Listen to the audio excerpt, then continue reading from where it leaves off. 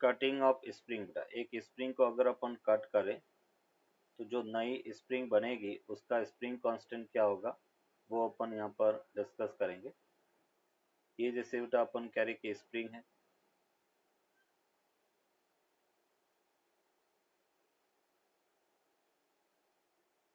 Spring की natural length बेटा L के इक्वल है, स्प्रिंग कांस्टेंट के इक्वल है।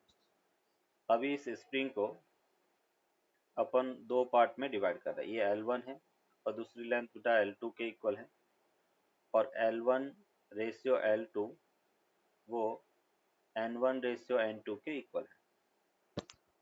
एक स्प्रिंग जिसकी लेंथ L और स्प्रिंग कांस्टेंट K है और उसको दो पार्ट में अपन डिवाइड कर रहे हैं जिसका लेंथ का रेशियो N1 रेशियो N2 के इक्वल है। अभी यहाँ पे हमें पता है बेटा कि जो स्प्रिंग कांस्टेंट है वो डायरेक्टली प्रोपोर्शनल टू अपन कह रहे कि 1/L होगा, K is proportional to 1/L है, स्प्रिंग कांस्टेंट लेंथ के डायरेक्टली प्रोपोर्शनल है। तो अगर हम कह सकते हैं कि KI वो इन्वर्सली प्रोपोर्शनल टू LI होगा। दोनों को अपन डिवाइड करें बेटा, K/KI इक्वल्स टू LI/L के इक्वल होगा। अगर हमें ith पार्ट का स्प्रिंग कांस्टेंट चाहिए तो हम कह सकते हैं L/Li इंटू K के इक्वल होगा। L का रेशियो जो है वो N1 प्लस N2 होगा और Li को अपन Ni लिख सकते हैं, तो ये K हो गया, ये KI का फॉर्मूला हो गया। अभी जनरलाइज फॉर्मूला बेटा अपन देखें तो हम कह सकते हैं कि ith पार्ट का spring constant sigma Ni/Ni into K के इक्वल होगा। ये जनरल फॉर्मूला है। अगर अपने को फर्स्ट पार्ट का स्प्रिंग कांस्टेंट फाइंड करना K1, तो K1 अपने पास क्या होगा, तो उसको अपन लिख सकते हैं K1 that will be equals to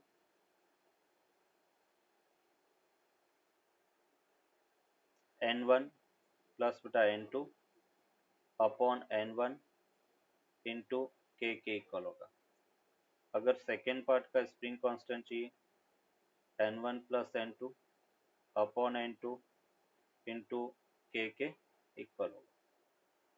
अब इससे रिलेटेड एक एग्जांपल देखते हैं। जैसे ये अपने पास स्प्रिंग है और उस स्प्रिंग का स्प्रिंग कांस्टेंट का K है, इसको 2/3 में अपने डिवाइड किया, L1 रेशियो L2 2/3 के इक्वल है, और हमें कहा गया कि find K1 and K2। First part और सेकेंड पार्ट का स्प्रिंग कांस्टेंट क्या है वो फाइंड करना है। फर्स्ट पार्ट का what is N1 and N1 N2? N1 and N2 ratio of the length बेटा, ratio of the length. So it's basically L1 and L2. ये नहीं, L1 L2 जो लेंथ है उसका रेशियो 2/3 है, लेंथ नहीं है, रेशियो ऑफ द लेंथ है। Okay. Yes, sir.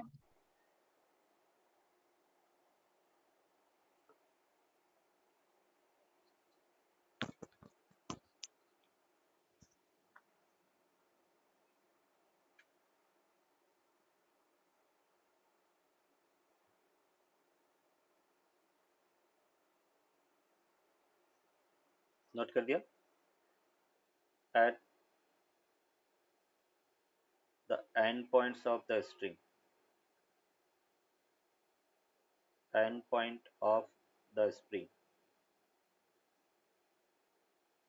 Spring balance reads the tension at the end points of the spring. Spring के एंड पॉइंट पर अपन कह रहे कि टेंशन रीड करता है। जब भी अपन कह रहे कि रीडिंग ऑफ स्प्रिंग बैलेंस पूछा जाए, reading of spring balance,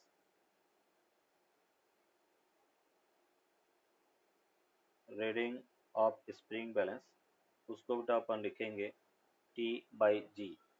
unit क्या लिखेंगे? Kilogram weight. T by G kilogram weight. T tension force है, G बेटा ग्रेविटी एक्सीलरेशन।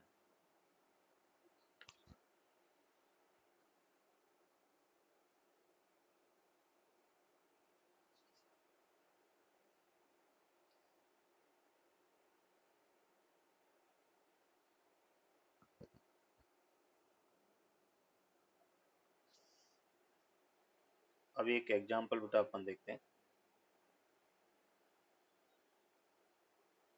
कि जैसे एक स्प्रिंग बैलेंस है,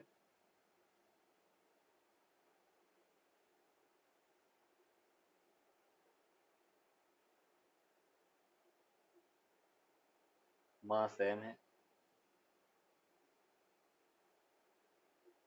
ये अपन कह रहे कि एक स्प्रिंग बैलेंस है, तो मास है वो सपोज 4 kg है, 4 kg मास है, और इसकी रीडिंग अपनी को फाइंड करना है। तो अभी हमने कहा स्प्रिंग बैलेंस वो टेंशन एट इट्स एंड को रीड करेगा। इसका वेट फोर्स कितना है बेटा? 40 न्यूटन। यहाँ पे टेंशन की बात करें तो T, और T किसके इक्वल होगा? 40 के इक्वल होगा। T की वैल्यू 40 न्यूटन के इक्वल होगा। तो अगर हम इसकी रीडिंग देखें, रीडिंग तो वो कितना होगा? तो हम ये कह सकते हैं T टेंशन बेटा 40 है, मतलब रीडिंग होता T बाई जी।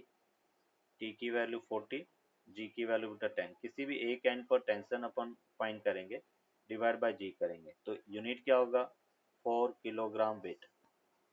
केवल 4 किलोग्राम नहीं, अगर 4 किलोग्राम लिखोगे तो रॉन्ग हो जाएगा, क्योंकि स्प्रिंग बैलेंस फोर्स को रीड करता है। इसलिए अपन कहेंगे कि 4 किलोग्राम के बराबर वेट को रीड करेगा। Find the reading of both spring balance. अभी हम कह रहे हैं कि spring balance tension at the end read करता है, तो इसका वेट फोर्स कितना होगा? 100 न्यूटन। यहाँ पे टेंशन जो है वो 100 न्यूटन के इक्वल होगा। स्प्रिंग बैलेंस मासलेस से आइडियल है, इसलिए दोनों एंड पर टेंशन हमेशा इक्वल होगा, ये 100 न्यूटन। तो अगर अपन स्प्रिंग बैलेंस 1 की रीडिंग देखें तो ये होगा T बाई जी।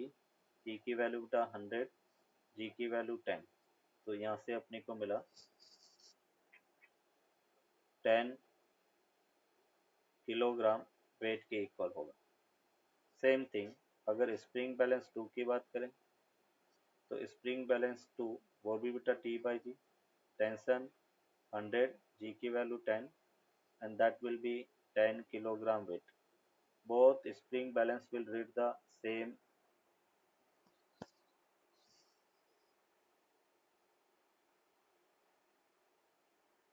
की रीडिंग क्या है वो अपने को फाइंड करना।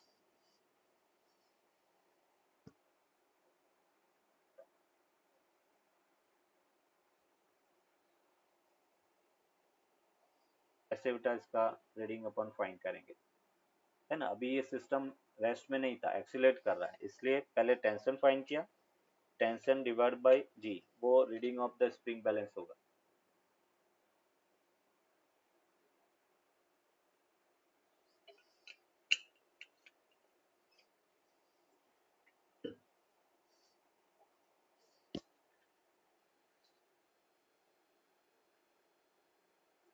Sir, could you go back?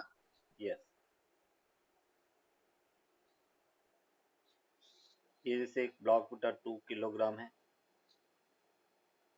एक स्प्रिंग है, अनदर ब्लॉक बेटा 4 kg है,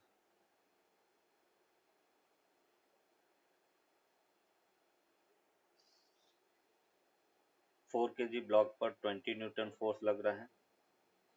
अगर 4 kg ब्लॉक का जो एक्सीलरेशन है 2 मीटर पर सेकेंड स्क्वायर है, then find acceleration of 2 kg block.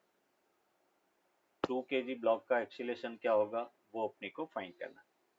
देखो इसको कैसे सॉल्व करेंगे। 4 kg ब्लॉक की अगर एफबीडी ड्रॉ करें, ये 4 kg ब्लॉक है बेटा, इस पर force F equals to 20 newton लग रहा है।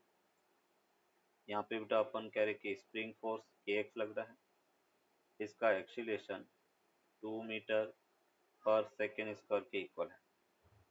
फोर्स इक्वेशन क्या होगा, तो हम कह सकते हैं 20 minus kx equals to mass into acceleration. तो kx हमें मिला 20 minus 8 and that will be equals to 12 newton के इक्वल होगा। इक्वेशन 1 हो गया। अभी 2 kg पर स्प्रिंग फोर्स, देखो ये स्प्रिंग एक्सपांड हो रही है, तो स्प्रिंग फोर्स यहाँ पे इधर होगा, इस पॉइंट पे स्प्रिंग फोर्स इधर होगा। तो ये अपने पास 2 kg है। यहाँ पे स्प्रिंग फोर्स बेटा kx लग रहा है, इसका एक्सीलरेशन a2 इक्वल्स टू अपने को फाइंड करना है। तो kx की वैल्यू 12 न्यूटन है, तो यहाँ पे हम कह सकते हैं net force 12 equals to mass into acceleration 2 a2 हो गया। Means a2 equals to 12 by 2 and that will be equals to 6 meter per second square के इक्वल होगा। That is equation 2। a2 equals to 6 meter per second square के equal होगा। इसको find करना। ये solve करो बेटा इसको, जैसे प्रीवियस प्रॉब्लम सॉल्व की थी, सिमिलर टाइप की क्वेश्चन, सिमिलर टाइप का क्वेश्चन है।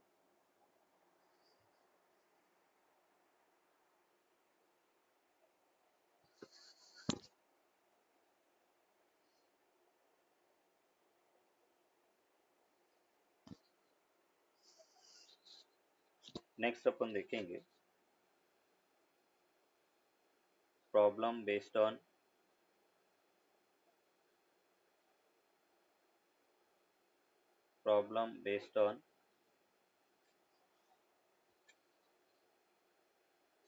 cutting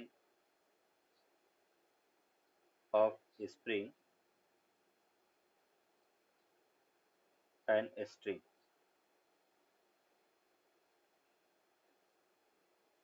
स्प्रिंग और स्ट्रिंग को कट करने के तुरंत बाद एक्सीलरेशन क्या होगा, उससे रिलेटेड कुछ प्रॉब्लम अपन डिस्कस करेंगे। सबसे फर्स्ट बेटा अपन कह रहे हैं कि जब हम स्प्रिंग फोर्स की बात करते हैं, spring force is non impulsive force है। नॉन इम्पल्सिव फोर्स का मतलब होता है कि इसमें सडन चेंज नहीं होता है। किसी सिस्टम में कुछ चेंज होगा तो उसका तुरंत अपन कह रहे कि स्प्रिंग फोर्स पे इफेक्ट नहीं होता है, इसलिए इसको नॉन इम्पल्सिव फोर्स कहेंगे। स्ट्रिंग फोर्स या हम कहेंगे tension in the string, tension force, that is the impulsive force. इसमें तुरंत चेंज आ जाएगा, सिस्टम में कोई इफेक्ट या कोई चेंज हुआ तो उसका तुरंत इफेक्ट अपन कह रहे कि स्प्रिंग फोर्स या स्ट्रिंग फोर्स या टेंशन फोर्स पे आ जाता है, इसलिए ये इम्पल्सिव फोर्स है। अभी उससे रिलेटेड कुछ एग्जांपल अपन देखते हैं। फर्स्ट हम बात कर रहे हैं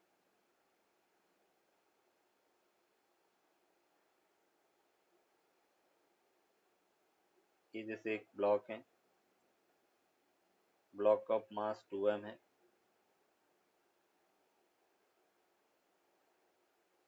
ये ब्लॉक ऑफ मास m है। इस स्ट्रिंग को बेटा अपन कट कर रहे हैं और हमें कहा गया है find the acceleration of the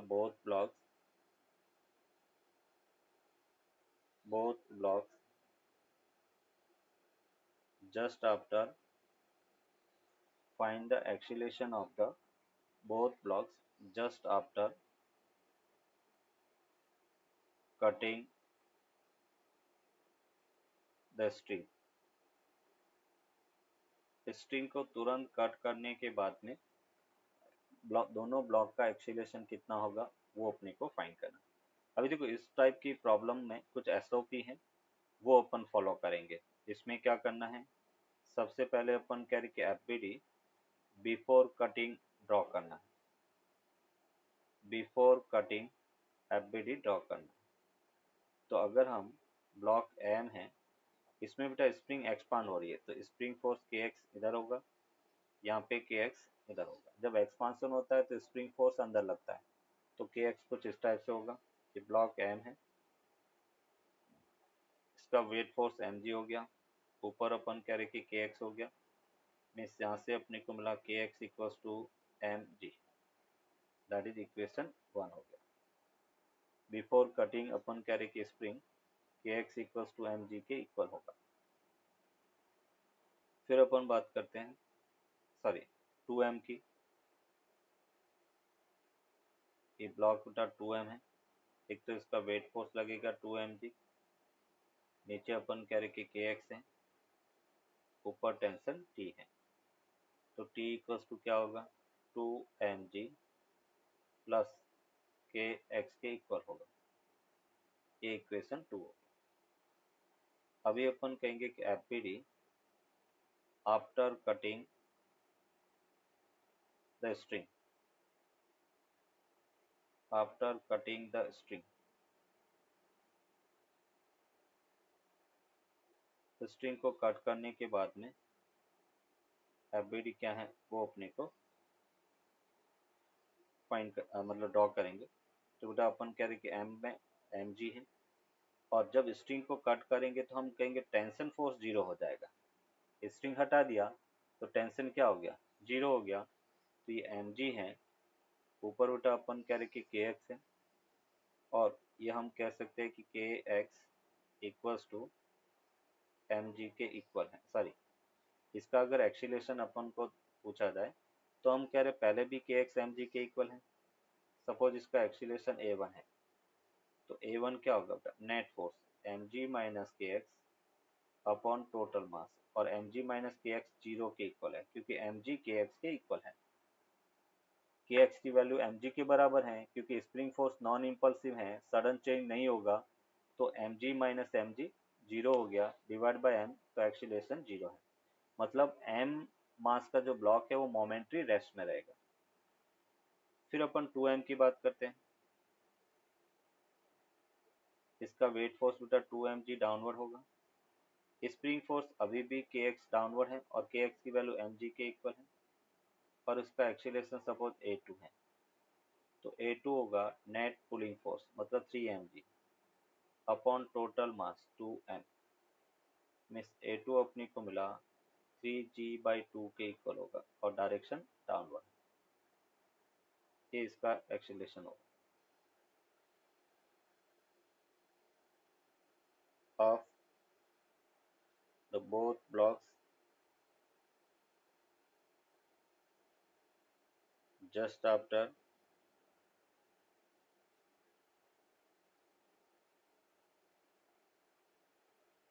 cutting the string, just after cutting the string अपने को acceleration of both blocks find करना। फाइंड करो। Yes sir. देखो एफबीडी ड्रॉ करोगे तो आंसर रॉन्ग नहीं आएगा।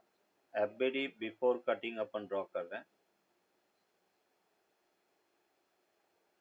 Before cutting the string, before cutting the string, string को कट करने के पहले अगर अपन देखें, पहले स्मॉल m की एफबीडी ड्रॉ कर रहे हैं। डाउनवर्ड फोर्स क्या होगा बेटा mg, ऊपर टेंशन t होगा, और ये रेस्ट में है तो t equals sir two is it mg। 2g 2g किसका, m का? नो 2m, इसका वेट फोर्स 2mg, नीचे टेंशन t होगा, ऊपर kx, तो kx equals to 2mg plus t है, और t की वैल्यू mg, तो ये 3mg अपने को मिला। ये kx की वैल्यू है, और हमने कहा कि स्प्रिंग फोर्स नॉन इम्पल्सिव है तो सडन चेंज नहीं होता। अभी अपन कह रहे कि after cutting the string, after cutting the string, string को कट करने के बाद में अगर अपन देखें आफ्टर कटिंग द स्ट्रिंग, तो कौन सा फोर्स बेटा जीरो हो जाएगा, टी जीरो हो गया। अभी देखो यहाँ पर एम मास का जो ब्लॉक है उस पर वेट फोर्स अभी भी लगेगा, टी 0 हो गया, डाउनवर्ड फोर्स बेटा mg लग रहा है, तो इसका एक्सीलरेशन क्या हो गया, mg total force upon mass, m से m कैंसिल हो तो क्या मिला g। तो फर्स्ट ब्लॉक है वो फ्री फॉल करेगा, उसका एक्सीलरेशन g डाउनवर्ड होगा। अभी अपन कह रहे 2m की हम बात कर रहे हैं, ब्लॉक ऑफ मास 2m है, डाउनवर्ड फोर्स बेटा 2mg लगेगा, टेंशन तो 0 हो गया, kx बेटा कितना है 3mg के इक्वल है, तो नेट फोर्स अपवार्ड लग रहा है, तो इसका एक्सीलरेशन a2 देखो क्या हो गया, upward force 3mg, downward 2mg, net force equals to mass into acceleration, तो a2 इक्वल्स टू क्या मिला बेटा g/2, और ये अपवार्ड होगा, ये बेटा इसका answer, a2 equals to g/2 upward, मतलब 2m का एक्सीलरेशन g/2 अपवार्ड होगा और m का एक्सीलरेशन g डाउनवर्ड होगा।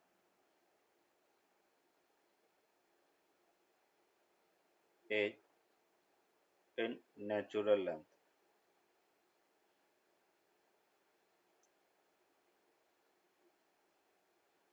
then find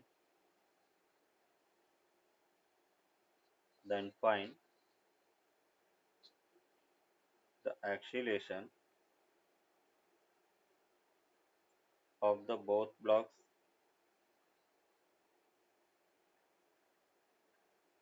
just after releasing।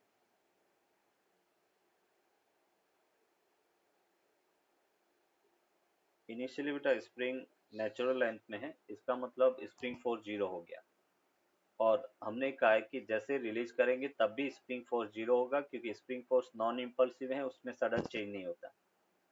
तो अभी अपनी को पूछा गया है कि जैसे रिलीज करेंगे तब दोनों का एक्सीलरेशन क्या होगा। यस देखो बेटा एकदम इजी क्वेश्चन है। क्वेश्चन क्या कह रहा है, ये जैसे बेटा अपन कह रहे कि ब्लॉक है, जैसे इसको रिलीज करेंगे तो डाउनवर्ड फोर्स बेटा mg लगेगा, ऊपर तो बेटा इनिशियली kx 0 था नेचुरल लेंथ में, तो अभी भी क्या होगा 0 होगा, है ना। यहाँ पे kx इसमें 0 है तो टेंशन 0, इधर भी टेंशन 0 होगा। और दूसरा जो ब्लॉक है ये m1 है, ये बेटा अपन कह रहे कि m2 है, इसका फ्री फॉल करेगा बेटा m2g, उसके ऊपर बेटा अभी भी स्प्रिंग फोर्स क्या होगा जस्ट आफ्टर रिलीजिंग, क्योंकि इनिशियल स्प्रिंग फोर्स 0 था तो आफ्टर रिलीजिंग भी 0 फोर्स, मतलब स्प्रिंग फोर्स 0 होगा। अभी दोनों बेटा फ्री फॉल कर रहे हैं, ये एक्सीलरेशन a1 से जा रहा है, ये एक्सीलरेशन a2 से, तो हम ये कह सकते हैं कि a1 equals to g downward होगा, और इसका भी बेटा a2 equals to g downward होगा। इनिशियली ब्लॉक नीचे मोशन करेगा जी से, और आफ्टर अपन कह रहे कि m2 है वो भी g से डाउनवर्ड मोशन करेगा। एक्सीलरेशन क्या है वो अपने को फाइंड करना है। Find the acceleration of the both blocks just after removing the supports. इसमें भी क्या करना है, पहले एफबीडी बिफोर रिमूविंग ड्रॉ करना है, फिर एफबीडी आफ्टर रिमूविंग ड्रॉ करना है, और जैसे सपोर्ट को रिमूव करेंगे नॉर्मल फोर्स को 0 करना बस, फिर net force equals to mass into acceleration equation लगाना है। तो इक्विलिब्रियम में है बेटा kx इक्वल्स टू m1g। अगर हम m2 की बात करें, m2 इसका वेट फोर्स m2g होगा, स्प्रिंग फोर्स को भी बेटा डाउनवर्ड होगा, नॉर्मल फोर्स अपवार्ड होगा। तो यहाँ से अपने को मिला n equals to m2g plus kx। अभी अपन बात करेंगे FBD after removing the support, after removing the support,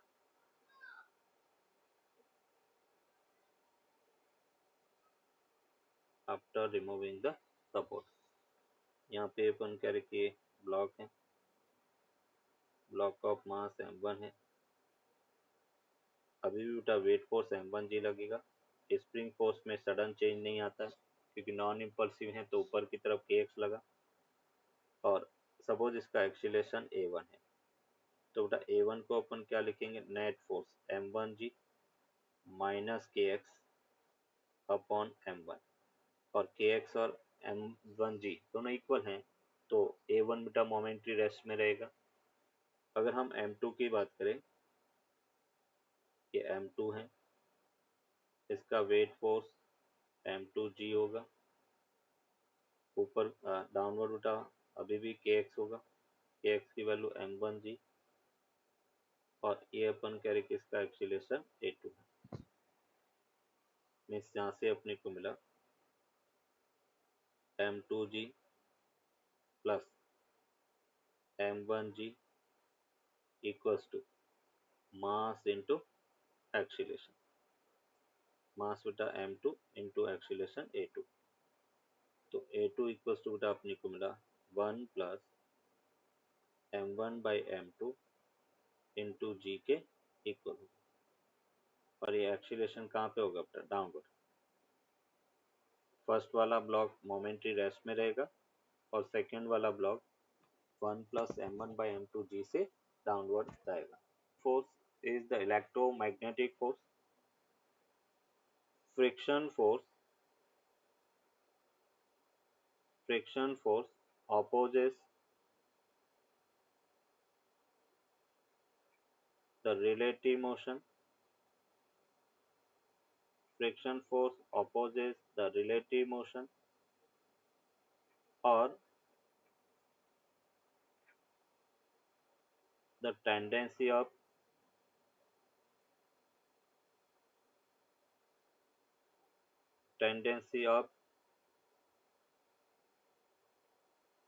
the relative motion. Friction force opposes the relative motion और the tendency of the relative motion, मतलब अपन कह रहे कि रिलेटिव मोशन कर रहा नहीं है बट रिलेटिव स्लाइडिंग की टेंडेंसी है। दोनों केस में अपन कह रहे कि उसको अपोज करेगा। फॉर एग्जांपल, जैसे बेटा अपन कह रहे कि कुछ एग्जांपल हम देखें, ये जैसे एक ब्लॉक है, और इस ब्लॉक पर अपन कह रहे कि एक एक्सटर्नल फोर्स इधर लग रहा है, ब्लॉक ऑफ मास m है, ये सरफेस बेटा अपन कह रहे कि रफ है, और अगर अपने को पूछा जाए कि इसमें फ्रिक्शन फोर्स की डायरेक्शन कहाँ पे होगी, बोलो बेटा कहाँ पे लगेगा फ्रिक्शन फोर्स, किस डायरेक्शन में लगेगा, लेफ्ट। Left side. मतलब अपन कह रहे कि फ्रिक्शन फोर्स यहाँ पे इधर लगेगा, और उसका रिएक्शन ग्राउंड पर अगर फ्रिक्शन फोर्स पूछा जाए तो आगे की तरफ लगेगा, एक्शन रिएक्शन पेयर बनेगा। अगर अपन कह रहे कि दूसरा एग्जाम्पल अपन देखते हैं, ये जैसे बेटा अपन कह रहे कि ब्लॉक है, रफ सरफेस पर रखा गया है, मास m है, इस पर एक एक्सटर्नल फोर्स इधर लग रहा है, बताओ फ्रिक्शन फोर्स किस डायरेक्शन में लगेगा, अपर। नहीं, अपर मोशन थोड़ी करेगा जो वो लगेगा, ये तो ग्राउंड के कांटेक्ट में है। क्या इसमें कोई रिलेटिव स्लाइडिंग हो रही है, क्या नहीं हो रही है, मोशन हो रही है क्या, नहीं। तो अपन कह रहे ना तो इसमें रिलेटिव टेंडेंसी है और ना रिलेटिव मोशन कर रहा है, तो फ्रिक्शन फोर्स जीरो होगा, इसमें कोई भी फ्रिक्शन फोर्स नहीं लगेगा। अगर अपन कह रहे टू ब्लॉक सिस्टम की बात करें, ये बेटा ब्लॉक ऑफ मास m1 है, ये m2 के इक्वल है, और यहाँ पे अपन कह रहे कि फर्स्ट ब्लॉक जिसकी वेलोसिटी v1 है, सेकेंड ब्लॉक वेलोसिटी v2 है, और अगर अपन कहे कि v1 ग्रेटर देन v2 है, तो फ्रिक्शन की डायरेक्शन कहाँ पे होगी वो अपने को बताना है। v1 ग्रेटर देन v2 है, then find the direction of friction, बेटा सभी फ्रिक्शन की डायरेक्शन बताना है। तो देखो m1 ब्लॉक जिसकी वेलोसिटी v1 वो v2 से ज़्यादा है, m1 आगे जाना चाहेगा तो फ्रिक्शन फोर्स पीछे लगेगा, और उसका रिएक्शन m2 पर आगे लगेगा, और m2 ग्राउंड पर आगे जाना चाहेगा तो ग्राउंड इसको अपोज करेगा फ्रिक्शन फोर्स, और ग्राउंड पर फ्रिक्शन फोर्स इधर लगेगा। मतलब हम कहेंगे कि ये अगर friction force F of F1 है, ये भी एफ ऑफ F1 होगा, ये एफ ऑफ F2 है, तो यहाँ पर भी friction force F of F2 होगा।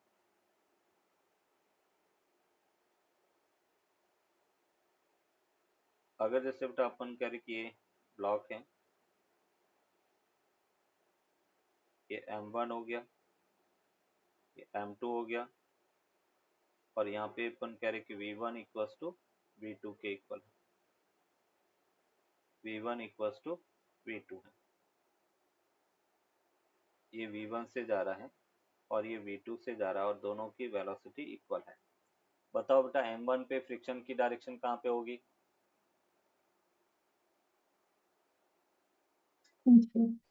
लेफ्ट, किधर? लेफ्ट साइड,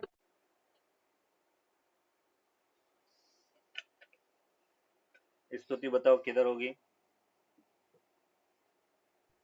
लेफ्ट, देखो यहाँ पे रिलेटिव मोशन नहीं हो रही है तो फ्रिक्शन जीरो होगा। दोनों कॉन्टेक्ट सरफेस सेम वेलोसिटी से जा रही है, क्या रिलेटिव मोशन है क्या? v1 माइनस v2 क्या हो गया? जीरो।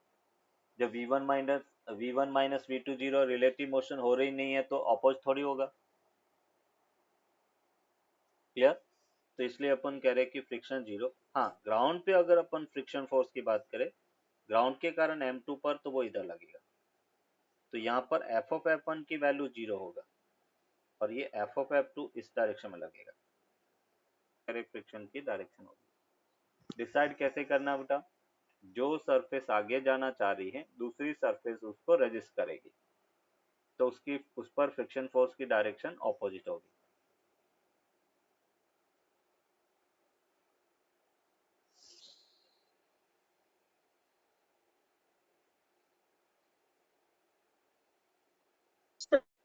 यस।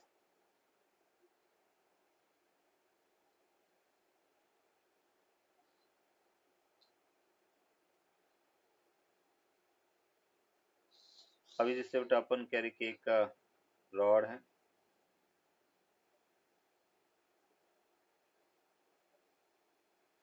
एक रॉड है, और रॉड को बेटा अपन कह रहे कि वॉल के सहारे अपने कुछ इस टाइप से रखा है, और अपने को पूछा गया है, ये रॉड है और रॉड को अपन ने वॉल के सहारे रखा है, और हमें कहा गया है ये जैसे एंड ए है और ये एंड बी है, ए और बी पर फ्रिक्शन की डायरेक्शन अपने को बताना है। बोलो बेटा ए एंड पर फ्रिक्शन की डायरेक्शन कहाँ पे होगी? राइट साइड, राइट साइड, क्योंकि इसके स्लाइड करने की टेंडेंसी लेफ्ट है, तो ए पर फ्रिक्शन फोर्स अपन कह रहे कि राइट साइड लगेगा। बी एंड पर फ्रिक्शन फोर्स कहाँ पे लगेगा? अपवर्ड्स, अपवर्ड, क्योंकि ये डाउनवर्ड स्लाइड करना चाहेगा तो यहाँ पर अपवर्ड लगेगा। तो ये अपने पास एफ ऑफ एफ ए इधर लगेगा और एफ ऑफ एफ बी इधर लगेगा। नेक्स्ट बेटा अपन देख रहे हैं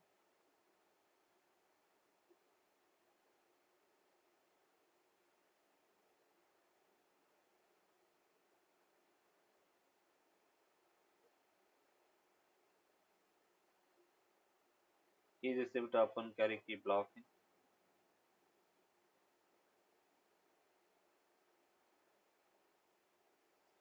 कि ब्लॉक है, ब्लॉक ऑफ मास बेटा एम है, और ये जो ट्रक है वो बेटा ए एक्सीलरेशन से मोशन कर रही है। अभी बताओ बेटा इस ब्लॉक के स्लाइड करने की टेंडेंसी कहाँ पे होगी? फ्रिक्शन नहीं, स्लाइड करने की टेंडेंसी बताओ। पीछे, पीछे, गुड। जब स्लाइड करने की टेंडेंसी पीछे है तो बताओ अभी फ्रिक्शन फोर्स कहाँ पे लगेगा? फ्रंट साइड, यस, आगे की तरफ, है ना? तो अपन कह रहे कि इस पर फ्रिक्शन फोर्स आगे लगेगा, ट्रक पे फ्रिक्शन फोर्स पीछे लगेगा। तो ये अपन कह रहे कि फ्रिक्शन फोर्स आगे और इस पे फ्रिक्शन फोर्स पीछे लगेगा। ये अपन ने कुछ एग्जांपल देखे जिसमें अपन कह रहे कि फ्रिक्शन फोर्स वो लगेगा किस डायरेक्शन में, वो इन एग्जांपल से अपने एक्सप्लेन किया। Kinetic friction, kinetic friction, static friction का टेंडेंसी ऑफ रिलेटिव मोशन को अपोज करेगा, और काइनेटिक फ्रिक्शन रिलेटिव मोशन को अपोज करेगा। तो static friction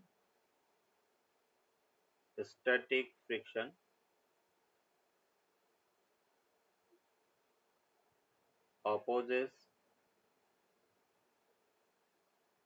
the tendency of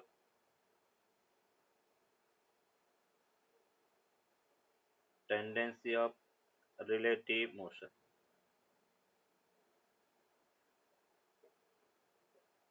Opposes the tendency of relative motion. And kinetic friction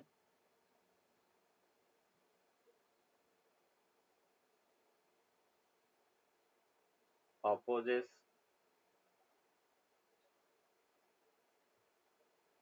the relative motion. जब relative motion कर रहे हैं तब जो फ्रिक्शन लगेगा वो काइनेटिक होगा, और केवल रिलेटिव मोशन करने की टेंडेंसी है, मतलब मोशन नहीं कर रहे हैं, तब जो फ्रिक्शन फोर्स लगेगा वो स्टैटिक फ्रिक्शन है। जैसे बेटा अपन कह रहे कि एक ब्लॉक है,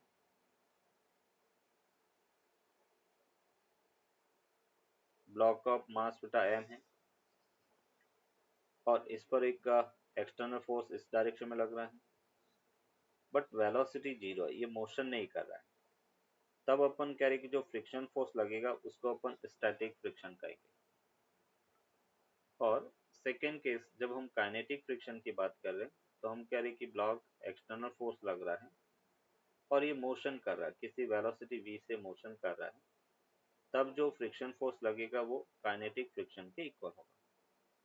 इसका वेट फोर्स बेटा mg डाउनवर्ड होगा, नॉर्मल फोर्स अपवर्ड है, इसमें भी वेट फोर्स बेटा mg डाउनवर्ड और नॉर्मल फोर्स अपवर्ड होगा। तो अभी अपन कहेंगे कि जो स्टैटिक फ्रिक्शन फोर्स है वो बेटा नॉर्मल के डायरेक्टली प्रोपोर्शनल होता है। नॉर्मल मतलब नॉर्मल जितना ज्यादा होगा उतना ही दो रफ सरफेसेस के बीच में इंटरलॉकिंग ज्यादा होगी, इंटरलॉकिंग ज्यादा होगी, इसका मतलब अपन कह रहे कि फ्रिक्शन फोर्स ज्यादा होगा। तो फ्रिक्शन फोर्स स्टैटिक वो बेटा एन के डायरेक्टली प्रोपोर्शनल है, और प्रोपोर्शनल साइन हटाने के लिए कांस्टेंट अपन लगाएंगे, तो F of F S less than equals to mu S N के इक्वल है। ये स्टैटिक फ्रिक्शन फोर्स है, और यहाँ पे जो म्यू एस है उसको अपन कहेंगे coefficient of static friction, coefficient of static friction.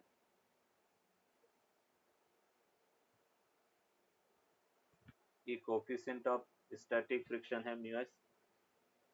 और यहाँ पे देखेंगे बेटा फ्रिक्शन फोर्स है वो अपनी वैल्यू को 0 से म्यू एस एन के बीच में कुछ भी वैल्यू हो सकता है, तो इसको अपन सेल्फ एडजस्टिंग फ्रिक्शन फोर्स कहेंगे,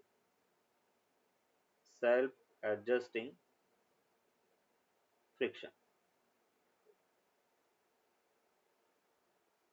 F of F S less than equals to mu S N, इसको अपन कहेंगे self adjusting friction.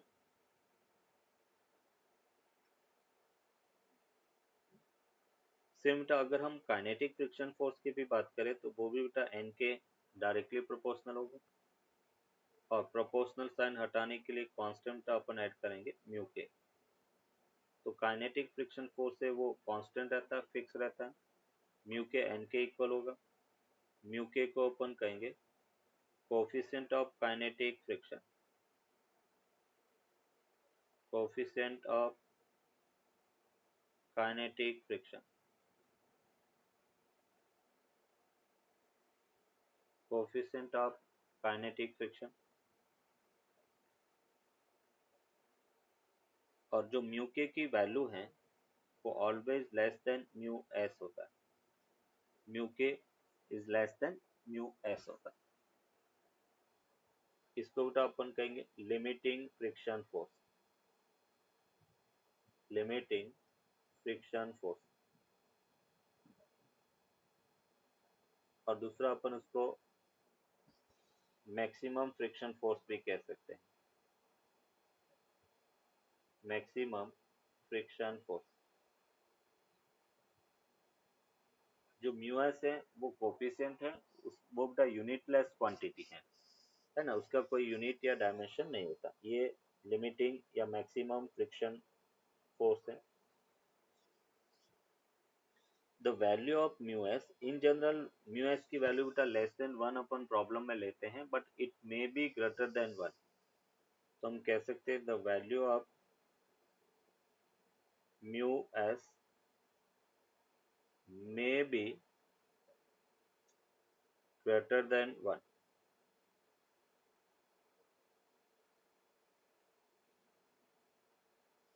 In general इसकी वैल्यू बेटा अपन कह रहे कि लेस देन 1 होती है, but it may be greater than 1। तो दो टाइप का फ्रिक्शन फोर्स बेटा आपने देखा। अभी कुछ पॉइंट बेटा नोट के फॉर्म में अपन लिखेंगे।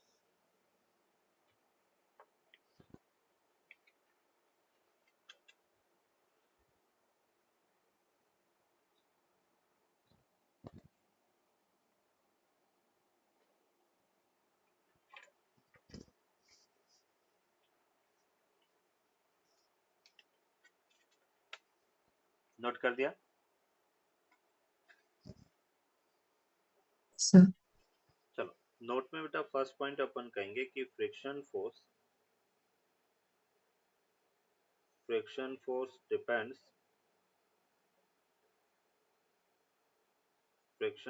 डिपेंड्स ऑन, फर्स्ट बेटा अपन कहेंगे normal force. Friction force depends on normal force. And second बेटा अपन कहेंगे नेचर ऑफ द सरफेस बेटा, nature of the surface. Normal force और नेचर ऑफ द सरफेस पर डिपेंड करता है। सेकेंड पॉइंट बेटा अपन कहेंगे कि friction force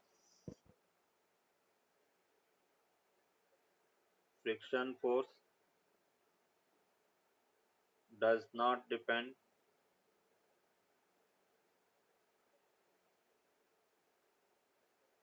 on the contact area।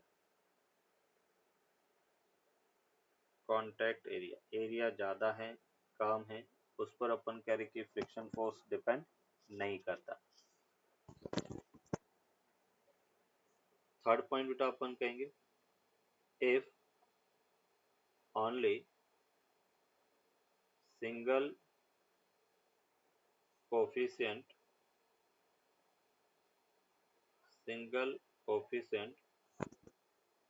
of friction is given, if only single coefficient of friction is given, then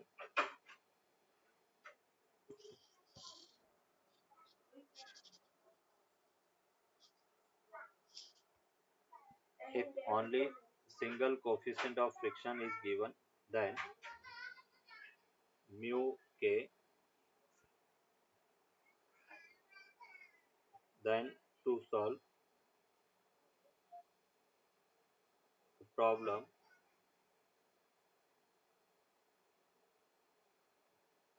we take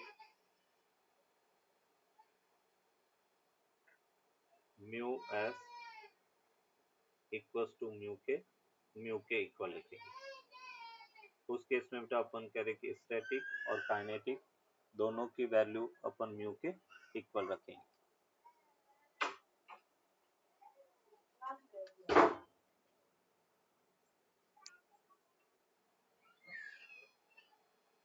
graph between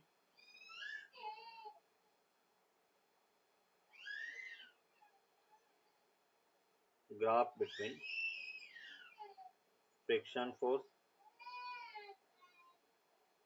and applied force।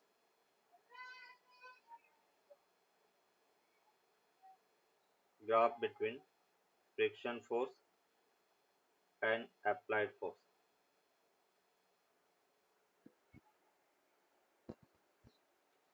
Friction force और applied force के बीच में बेटा graph देखें। देखो graph कुछ इस type से होगा। ये जैसे बेटा अप्लाइड फोर्स है, ये फ्रिक्शन फोर्स है, ये बेटा 45 डिग्री,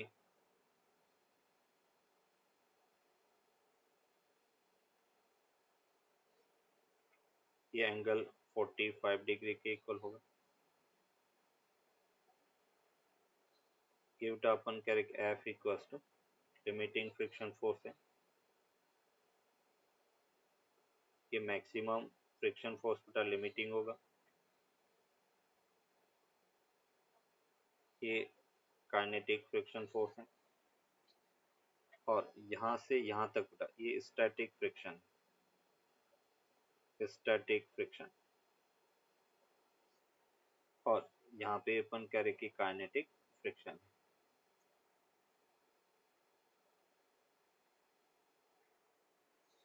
अभी बेटा अपन कह रहे कि जब O से इस पॉइंट तक बात करेंगे तो ब्लॉक है वो रेस्ट में रहेगा,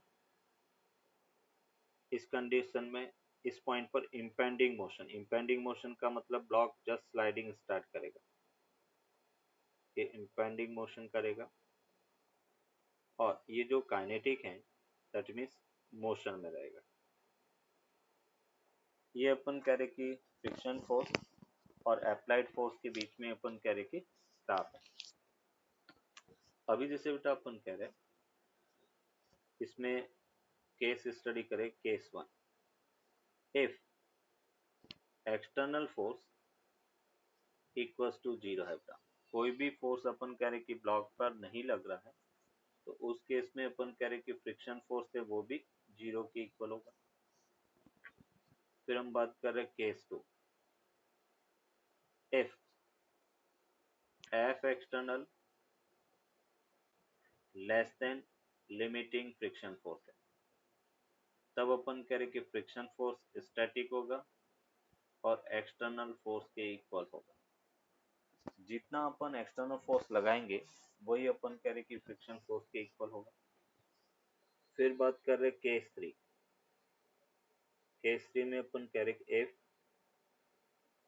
F external equals to limiting friction force के इक्वल है, और जब अपन कह रहे लिमिटिंग के इक्वल है तो फ्रिक्शन फोर्स लिमिटिंग होगा and mu S into N के इक्वल होगा। And case 4, if F external greater than limiting है तब फ्रिक्शन फोर्स काइनेटिक होगा और उसकी वैल्यू बेटा म्यू के एन के इक्वल होगा। क्वेश्चन में हमें पूछा गया first part, find the friction force, find the friction force when F external equals to 0, external force 0 है तब फ्रिक्शन फोर्स क्या होगा वो अपने को फाइंड करना। Second part, find the friction force when F external equals to 5 Newton. Third question है, find the friction force when F external equals to 10 Newton. And fourth, find the minimum force required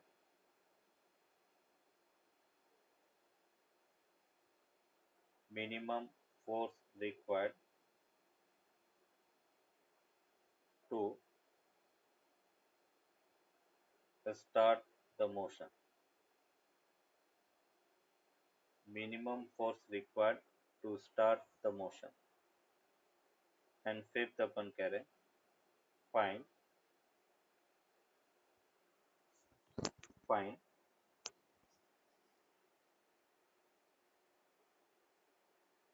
minimum force,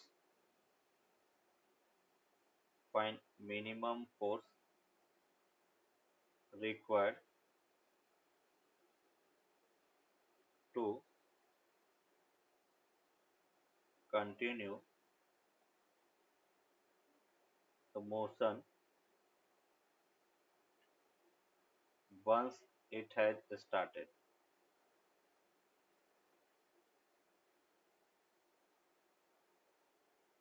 ये बेटा 5 question. अगर ये question solve हो गया इसका मतलब 0। Yes, F external 0 है, इसका मतलब फ्रिक्शन फोर्स है वो भी 0 के इक्वल होगा। यस, सेकंड का आंसर क्या होगा बेटा?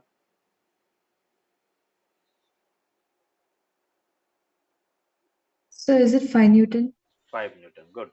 देखो यहाँ पे अपन कह रहे हैं कि अगर मैं लिमिटिंग फ्रिक्शन फोर्स की बात करता हूँ तो इसका वेट फोर्स 20 न्यूटन होगा। ये बेटा नॉर्मल इधर होगा। ये अपन कह रहे कि फ्रिक्शन फोर्स है। और लिमिटिंग अपन कह रहे म्यू एस इंटू एन के इक्वल होगा। म्यू एस की वैल्यू 0.4, एन की वैल्यू बेटा कितना हो गया? एन 20। तो ये अपने को 8 न्यूटन के इक्वल है। अगर हम काइनेटिक फ्रिक्शन फोर्स की बात करें तो वो म्यू के इंटू एन होगा।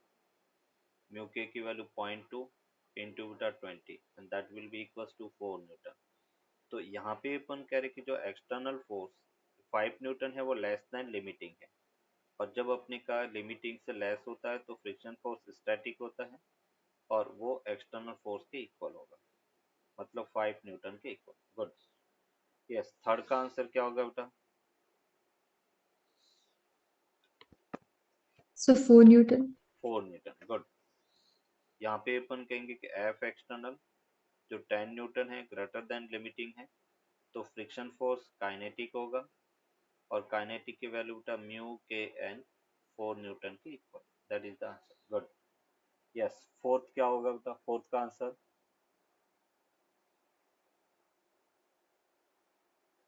8 Newton. 8 न्यूटन। गुड। फोर्थ है वो 8 न्यूटन के इक्वल है। स्तुति, आपका कैमरा बार बार बंद क्यों हो रहा है?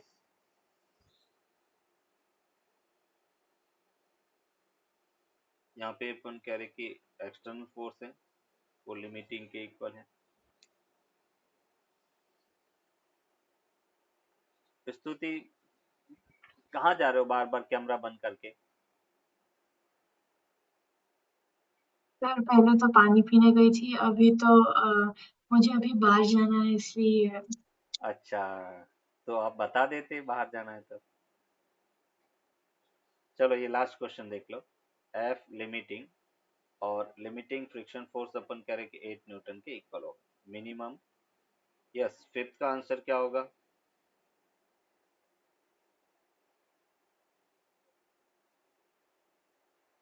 So is it 0? नहीं, जीरो नहीं। मोशन को कंटिन्यू करना है तो एटलीस्ट काइनेटिक फ्रिक्शन फोर्स के बराबर फोर्स होना चाहिए। तो इसका अपन कह रहे कि मिनिमम फोर्स है वो काइनेटिक 4 फ्रिक्शन Newton. फोर्स के बराबर, मतलब 4 न्यूटन। ये इसका आंसर है।